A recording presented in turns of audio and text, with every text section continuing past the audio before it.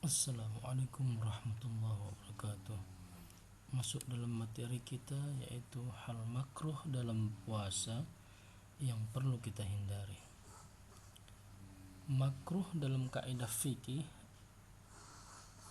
amalan yang tidak disukai Allah Subhanahu wa taala sekalipun tidak mengandung dosa, itu dinamakan makruh. Jadi makruh puasa atau puasa makruh adalah perkara atau hal yang jika sahabat lakukan atau saudara-saudara lakukan ketika berpuasa akan berpotensi merusak pahala puasa, karena hal tersebut tidak disukai oleh Allah Subhanahu wa taala. Oleh karena itu, ada baiknya kita mengetahui apa saja makruh puasa di bulan Ramadan. Berikut nanti saya sampaikan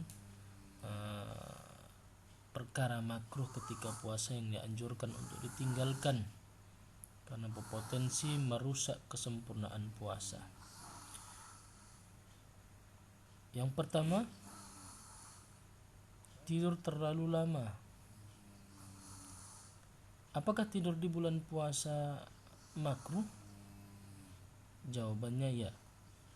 Jika kita tidur terlalu lama ketika sedang berpuasa, maka dihukumi makruh.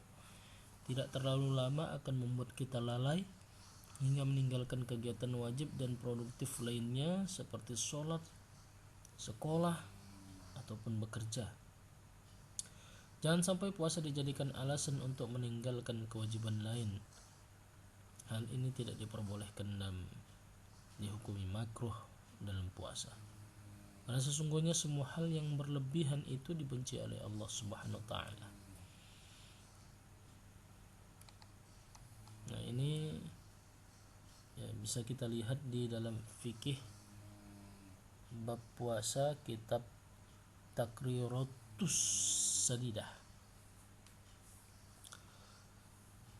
Jamaah yang dirahmati Allah Subhanahu wa taala, yang kedua, berlebih-lebihan ketika berkumur-kumur dan memasukkan air ke dalam hidung atau istinsyak. Hal ini termasuk makruh puasa karena dikhawatirkan air akan masuk ke dalam kekerongkongan sehingga dapat membatalkan puasa kita. Dari Laqid bin Sabrah radhiyallahu an, beliau berkata bahwa Rasulullah sallallahu alaihi wasallam bersabda, sempurnakanlah wudu dan basahi sela jari-jari, perbanyaklah dalam istinsyak, memasukkan air ke hidung,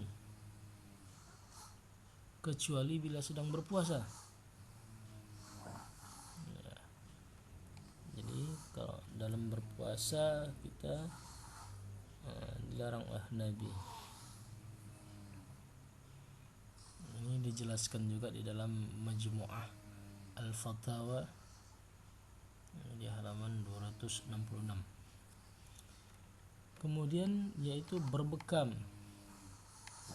mengeluarkan darah. Bekam itu mengeluarkan darah. Jamaah yang dirahmati Allah Subhanahu wa taala, makruh puasa yang kedua adalah berbekam. Selanjutnya adalah berbekam. Melakukan bekam saat puasa merupakan hal yang makruh karena berbekam akan membuat tubuh menjadi lemah. Kemudian selanjutnya yaitu mencicipi makanan tanpa ada hajat atau keperluan termasuk makruh puasa. Jamaah yang dirahmati Allah Subhanahu wa taala, mencicipi masakan ketika puasa hukumnya makruh kecuali ada hajat atau kebutuhan. Termasuk dalam kebutuhan adalah seorang ingin memastikan hidangannya tersaji dengan baik. Lalu bagaimana cara kita untuk memastikan rasa dari masakan di rumah? Caranya adalah dengan meletakkan makanan di ujung lidah, dirasakan, kemudian dikeluarkan dan tidak ditelan walaupun sedikit pun. Ya, ini termasuk di dalam kitab Hasyiah Bajuri Syekh Ibrahim Al-Bajuri. Kemudian selanjutnya yaitu menggosok gigi. Sebaiknya jemaah sekalian, menggosok gigi dilakukan setelah makan sahur. Tidak perlu diulang pada siang hari. Sebagian ulama memakruhkan apabila seseorang berkumur-kumur atau memberus gigi ketika matahari tergelincir pada waktu petang. Jamaah yang dirahmati Allah Subhanahu wa taala, yang selanjutnya adalah mengumpulkan ludah dan menelannya termasuk makruh puasa Ramadan. Begitu juga menelan dahak. Menelan ludah dimakruhkan karena bisa mencapai tenggorokan dan seseorang bisa menjadi kuat menahan puasa dengan menelan ludah.